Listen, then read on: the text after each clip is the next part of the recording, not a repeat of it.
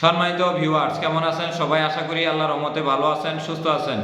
আপনাদের সাথে আমি রয়েছি মোহাম্মদ রাশেদ মুশারফ, শিক্ষক নিবন্ধনধারী, কারিগরি শিক্ষা ও trade instructor, Itna Nurpur DD মাদ্রাসা, ইটনা কিশোরগঞ্জ। আমার নিজ জেলা জামালপুর জেলা এবং নিজ উপজেলা সরিষাবাড়ি উপজেলা। আপনারা দেখছেন Rashed education TV. Rashed education টিভির পক্ষ থেকে সম্মানিত ভিউয়ার্স ভাই বোনদের জানাই আন্তরিক শুভেচ্ছা ও অভিনন্দন। তো সম্মানিত ভিউয়ার্স, আজকের আলোচ্য বিষয় পঞ্চম গণবিজ্ঞপ্তিতে শিক্ষক নিবন্ধন সার্টিফিকেট সম্বন্ধে কিছু তথ্য। দীর্ঘদিন যাবৎ আমরা এই শিক্ষক নিবন্ধন স্কুল টু এবং কলেজ পর্যায়ে নিয়ে কাজ করছি। অনেক ভিউয়ার্স ভাই আমাদের হোয়াটসঅ্যাপ গ্রুপে এবং হোয়াটসঅ্যাপে আমাদেরকে বিভিন্ন সার্টিফিকেটের বিভিন্ন সমস্যা নিয়ে প্রশ্ন করেছেন। সেই সমস্যাগুলো আপনাদের মাঝে তুলে ধরলাম।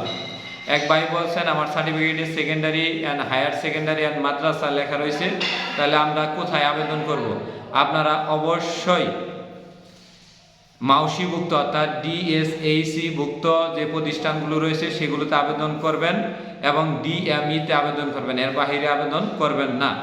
আরেক ভাই প্রশ্ন করছেন আমার সার্টিফিকেটে ভোকেশনাল এডুকেশন বা কারিগরি শিক্ষা লেখা রয়েছে বা বিএম ভোকেশনাল লেখা রয়েছে, এক্ষেত্রে আমি কোথায় আবেদন করেছি? আপনি অবশ্যই যদি এসএসসি ভোকেশনাল কিংবা বিএম ভোকেশনাল বা টেকনিক্যাল অ্যান্ড বিজনেস ম্যানেজমেন্ট ভোকেশনালের প্রভাষক বাংলা, প্রভাষক ইংরেজি, প্রভাষক ব্যবসা উদ্যোক্তা বা যাই হন না কেন, এগুলো হলে ডিএসএইসি ডিটিইতে আপনাকে আবেদন করতে হবে। অর্থাৎ ডিটিই বলতে বোঝায় ডিরেক্টর অফ টেকনিক্যাল এডুকেশন। যেখানে ডিরেক্টর অফ টেকনিক্যাল এডুকেশন লেখা নেই সেখানে এসএসসি ভোকেশনাল, দাখিল ভোকেশনাল কিংবা বিএম ভোকেশনাল কিংবা স্বতন্ত্র ভোকেশনালের সহকারী শিক্ষক, ট্রেড ইনস্ট্রাক্টর বা অন্যান্যরা আবেদন করতে পারবেন না।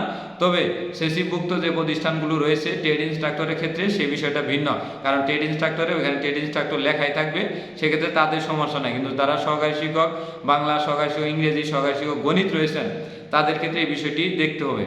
আরেক ভাই প্রশ্ন করছেন যে আমার সার্টিফিকেটে শুধুমাত্র সেকেন্ডারি অ্যান্ড হায়ার সেকেন্ডারি লেখা রয়েছে, মাদ্রাসা নেই, আমি কি মাদ্রাসায় আবেদন করতে পারবো?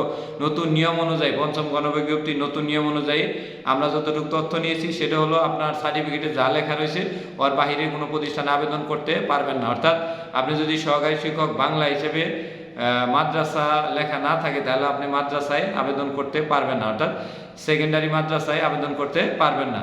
আর যদি সেকেন্ডারি না হায়ার সেকেন্ডারি এবং মাদ্রাসা থাকে তাহলে দুটাতেই আবেদন করতে পারবেন, তবে কারিগরিতে আবেদন করতে পারবে না। কারিগরিতে আবেদন করলে আপনাদের এখন এমপিও দিবে না।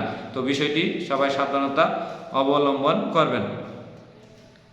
আরেক বিষয়ে বলেছেন যে শিক্ষক নিবন্ধন সনদের তথ্য গোপন করে, অর্থাৎ আমি যদি সেকেন্ডারি অ্যান্ড হায়ার সেকেন্ডারি এইগুলো না দিয়ে আমি যদি কারিগরি লেখা আছে কিন্তু আমি তথ্য গোপন করে যদি আবেদন করি আমাকে কি চূড়ান্ত সুপারিশ দিবে? যে আপনাকে চূড়ান্ত সুপারিশ দিবে, কিন্তু আপনি মাউসি এবং মেমিস অর্থাৎ মাদ্রাসা এবং স্কুলে এমপিও ভুক্ত হতে পারবেন না। আপনার এমপিও ফাইল বারবার রিজেক্ট হবে, ঘুষ দিয়েও এই এমপিও ফাইল রিজেক্ট করা সম্ভব হবে না। যদি ক্ষেত্র বিশেষ এরকম আমরা দেখেছি সহসায় কেউ এমপিও ভুক্ত হতে পারে নাই, তাই এই ভুলে কেউ পা দেবেন না। তো সম্মানিত ভিউয়ার্স, সার্টিফিকেট সম্বন্ধে যে তিনটি বিষয় আমি বারবার বললাম এই বিষয়টি মনে রাখবেন। আরেকটি বিষয় মনে রাখবেন যে শিক্ষক নিবন্ধন সনদের সার্টিফিকেটে যেভাবে নাম দেওয়া রয়েছে ওই নামের বাহিরে কেউ যেভাবে দেওয়া রয়েছে নামটি হুবহুব নাম অনুযায়ী আপনার পঞ্চম গণবিজ্ঞপ্তিতে আবেদন করতে হবে। ওই নামের বাহিরে কোনো আবেদন করলে ওই আবেদন সফটওয়্যার নেবে না, আপনার আবেদন বাতিলও হয়ে যেতে পারে কিংবা আপনি নন সিলেক্টেডও হতে পারেন। তাই শিক্ষক নিবন্ধনে আবেদন করার আগে শিক্ষক নিবন্ধন সনদটি ভালো করে পড়ে নেবেন। সনদটি আমার স্কুল পর্যায়ে রয়েছে কিনা দেখে নেবেন, স্কুল 2 পর্যায়ে রয়েছে কিনা দেখে নেবেন, এবং সনদটি আমার কলেজ পর্যায়ে রয়েছে কিনা দেখে নেবেন, এবং সনদের মধ্যে টেকনিক্যাল অ্যান্ড ভোকেশনাল এডুকেশন লেখা রয়েছে কিনা দেখে নেবেন, মাদ্রাসা এডুকেশন লেখা রয়েছে কিনা দেখে নেবেন, এবং মাদ্রাসা এবং জেনারেল লেখা রয়েছে কিনা এগুলো দেখে নিয়ে তারপরে আবেদন করবেন। তাহলে ইনশাল্লাহ আর কোনো সমস্যা হবে না। তো সম্মানিত ভিউয়ার্স, সবাই রাশেদ এডুকেশন টিভির সাথেই থাকবেন এবং ভিডিওটি যদি ভালো লেগে থাকে তাহলে অবশ্যই লাইক, কমেন্ট, শেয়ার দিয়ে আমাদের পাশেই থাকবেন।